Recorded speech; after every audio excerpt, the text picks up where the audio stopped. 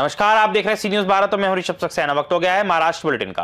Maharashtra bulletin में बात होगी भंडारा राष्ट्रवादी शरद पवार चंद्र पार्टी की नगर अध्यक्ष पद की दावेदारी माधुरी मधुकर चौधरी ने अपने प्रचार की शुरुआत की है।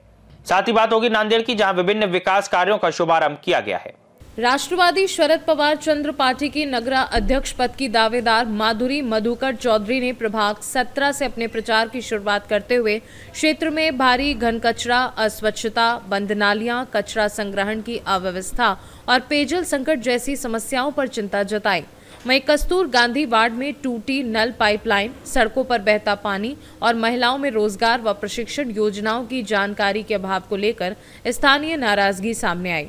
उन्होंने कहा कि पार्टी का मौका मिलने पर उनका प्राथमिक लक्ष्य सरकारी योजनाओं का प्रभावी क्रियान्वयन और महिलाओं को रोजगार के अवसर उपलब्ध कराना होगा। साथ ही 200 करोड़ के कथित घोटाले की वे नगराध्यक्ष बनने पर पूरी जांच कराकर पारदर्शिता और जवाबदेही सुनिश्चित करेंगे। राष्ट्रवादी शरद पवार चंद्र पार्टीकडून आपल्याला नगराध्यक्ष पदाची तिकीटची उमेदवारी मिळाली आहे, या संदर्भात आपण काय सांगू? मी माधुरी मधुकरजी चौधरी राष्ट्रवादी शरदचंद्र पक्षातर्फे मला उमेदवारी मिळाली। माननीय आमच्या जिल्ह्याचे माजी आमदार जिल्हाध्यक्ष चरणभाऊ वाघमारे यांच्या नेतृत्वात, तसेच मधुकरजी चौधरी जिल्हा शहर अध्यक्ष यांच्या अध्यक्षतेखाली मला तिकीट संधी मिळाली, पक्षाने संधी दिली। तर मी ज्या शासकीय योजना आहेत त्या शासकीय योजना राबविणे आणि महिलांना रोजगार देणे, घराघरात जाऊन महिलांच्या त्यांना ज्या काही प्रशिक्षण झाले, अशा काही योजना असतील त्या घराघरात पोहोचवणे, महिलांच्या गरजू महिलांना बचत गटांमार्फत धंदे उद्योग देणे। आणि मी आता प्रचार दौरा माझा सुरू असताना मी आज प्रभाग क्रमांक 17 मध्ये होती। तिथं घनकचरा इतका पडलेला होता, आपण रस्त्याने सुद्धा चालू शकत नव्हतो।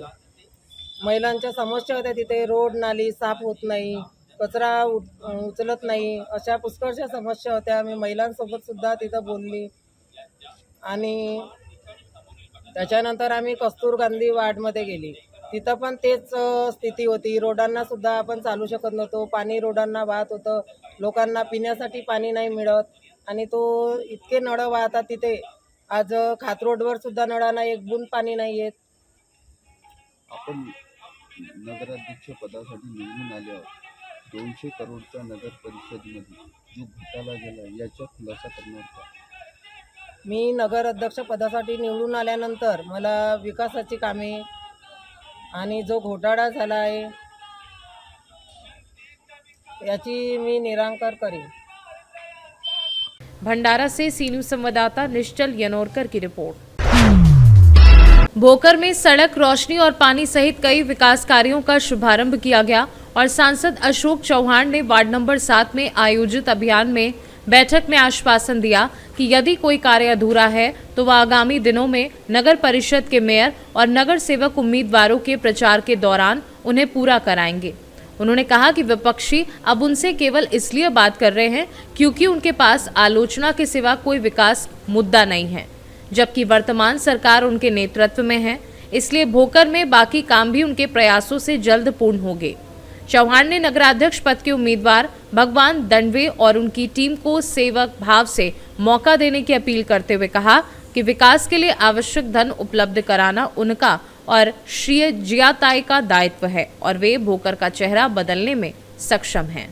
संजय शिरसाट यांनी एक आरोप केला आपल्यावर की गेल्या अनेक वर्षापासून जो विकास केला भोकरकरांना माहित आहे, परंतु त्यांनी कुठलाच विकास झाला नाही असं त्यांचा एक उपरोक्त होता। तर आपण काय बोलायला? दुर्दैवाने शिरसाटजी हे संध्याकाळी आले असले त्याला दिसलेलं नाहीये काय ते।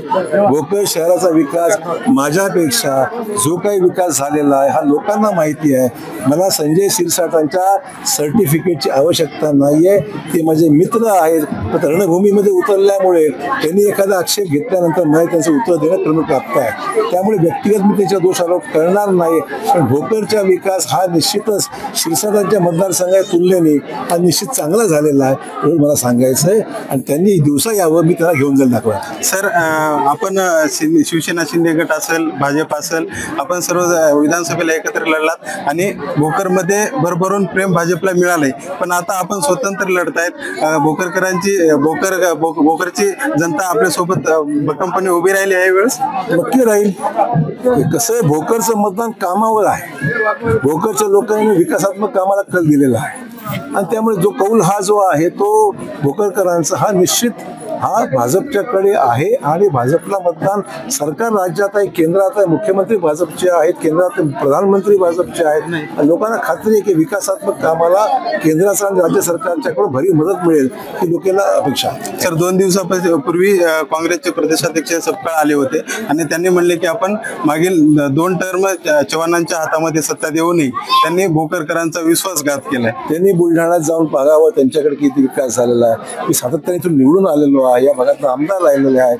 आमचे सपकाळ साहेबांना अजून ते नशिबात आलेले नाही आमदारकी सुद्धा. त्यामुळे त्यांनी इथलं उदाहरण घ्यावं आणि बुलढाण्यात जाऊन विकास करावा. धन्यवाद. भोकर से सीनू संवाददाता कमलाकर बरकमकर की रिपोर्ट। हिमायतनगर नगर पंचायत चुनाव के लिए नांदेड़ के हिमायतनगर शहर में शिवसेना शिंदे गुट की अब तक की रिकॉर्ड ब्रेक प्रचार सभा 26 नवंबर को परमेश्वर मंदिर परिसर में संपन्न हुई, जहां सामाजिक न्याय मंत्री संजय सिरसाट, पूर्व सांसद व एमएलसी हेमंत पाटिल और विधायक बाबूराव कदम के साथ मौजूद रहे। सभा में मंत्री सिरसाट ने अध्यक्ष पद के उम्मीदवार राम ठाकरे को 30 साल के राजनीतिक वनवास झेलने वाला समर्पित कार्यकर्ता बताते हुए शहरवासियों से उन्हें भारी बहुमत से विजयी बनाने की अपील की और आश्वासन दिया कि शिंदे गुट के उम्मीदवार की जीत के बाद हिमायतनगर का सर्वांगीण विकास तेज गति से होगा। नांदेड़ से सीनू संवाददाता शुद्धोधन हनवते की रिपोर्ट। लोकसभेची सभा इथंच झाली होती, मी विजय झालो। बाबूरावजीची कालच्या वेळेस विधानसभेत सभा इथंच झाली, बाबूरावजी विजयी झाले। आणि रामभाऊ तुमची सभा इथं होत आहे, 100% जनता जनार्दन तुमच्या गळ्यामध्ये हार टाकल्याशिवाय राहणार नाही। रामभाऊ, बाबूरावजीने उल्लेख केला की रामभाऊला 30 वर्ष वनवास झाला। खरंय, मी जिल्हा प्रमुख होतो 15 वर्षापूर्वी, जिल्हा परिषदेचं तिकीट त्यावेळेस त्यांना द्यायचं ठरलेलं होतं। स्थानिक राजकारणामध्ये जिल्हा परिषद तिकीट नाकारलं। त्या करता आहेत राम ठाकरे समजा नगराध्यक्ष झाल्या बरोबर हे निधी या ठिकाणी आमदार साहेब खेचून आणतील, ते 100%। आणि याच्या हातामध्ये काही नाही। अरे पिढ्या पिढ्या तुमच्या हातामध्ये सत्ता होती, आता काय बैगन करता का? आता काय करता तुम्ही? तुमचं काय आहे? आमदार नाही, काहीच नाही, काय आहे तुम्ही? अशोकराव साहेब, अहो भले ते मोठे नेते असतील, आम्ही बी त्याला सन्मानाने म्हणतो अशोकराव साहेब, पण आता काय आहे? तुम्ही राज्यसभेचे फक्त खासदार, काय आहे तुमच्यापाशी? राज्याचे उपमुख्यमंत्री नगर विकास मंत्री आहेत, संपूर्ण महाराष्ट्र निधी देतात त्यानं, त्याच्यापाशी निधी आहे आता। आणि आणणार असा समजा तळपदार माझ्यापाशी आमदार आहे, मी कोणाला भीत नाही, लक्षात ठेवा। या ठिकाणी तुम्हाला सतत इमानदारी शपथ सांगतो, फक्त एक वेळेस मी हातामध्ये सत्ता द्यावा शपथ, हिमायतनगरचा काया पालट करून टाकतो।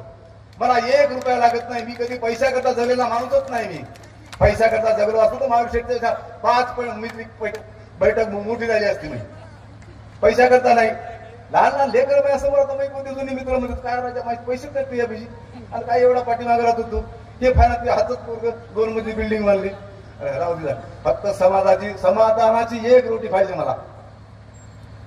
घेणार आणलेला मला लाख रुपये लागत नाहीत, माझ्या त्या 1 रुपयामध्ये मी समाधानी आहे, समाधानी।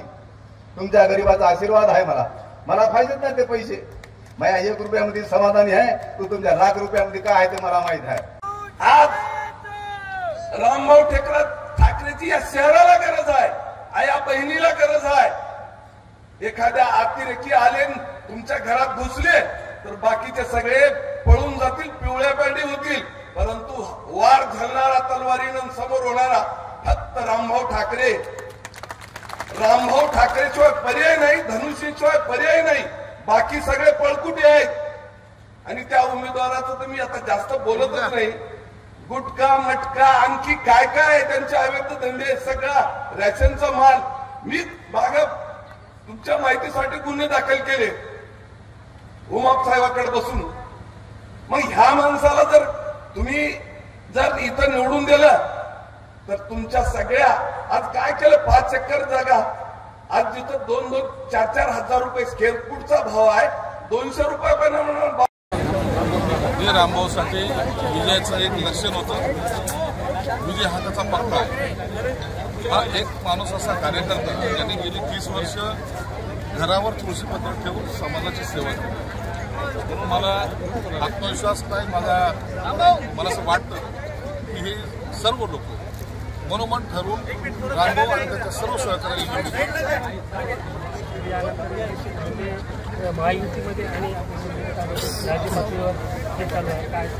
नाही. आता हा जो निर्णय आहे हा निर्णय सर्वांनी असं ठरवलेलं, वरिष्ठ नेत्यांनी पण लोक तिथे निर्णय घेतले. लोकल जे काही नेते ते निर्णय घेतले. पाळला गेला नाही नांदेडमध्ये तसे प्रकार झालेले आहेत. अनेक वेळेला युती व्हावी असा प्रयत्न आमचे आमदार असतील त्यांनी केलेला आहे. त्यांना भेटायचा प्रयत्न केला. कदाचित त्यांना त्यांचा कॉन्फिडन्स लढला असावा आणि म्हणून आता निवडणूक तिथे लढवली पाहिजे. संभाजीनगर असेल, नांदेड असेल, अनेक ठिकाणी या निवडणुका वेगवेगळ्या पद्धतीने लढल्या गेल्या. महाराष्ट्र प्रदेश अध्यक्ष काँग्रेस पक्षाचे सपकाळ साहेब आले होते आणि त्यांनी याही निवडणुकीमध्ये मतचोरी होण्याची शंका बाळगली. त्याबद्दल तुम्ही काय सांगणार? कारण इथे एक नाही काँग्रेस असेल, उबाटा असेल, हे पराभूत होणार हे नक्की. नांदेड़ से सीनू संवाददाता शुद्धोधन हनवते की रिपोर्ट। इस बुलेटिन में फिलहाल इतना ही। देश और दुनिया की तमाम खबरों के लिए आप देखते रहिए सी न्यूज़ भारत।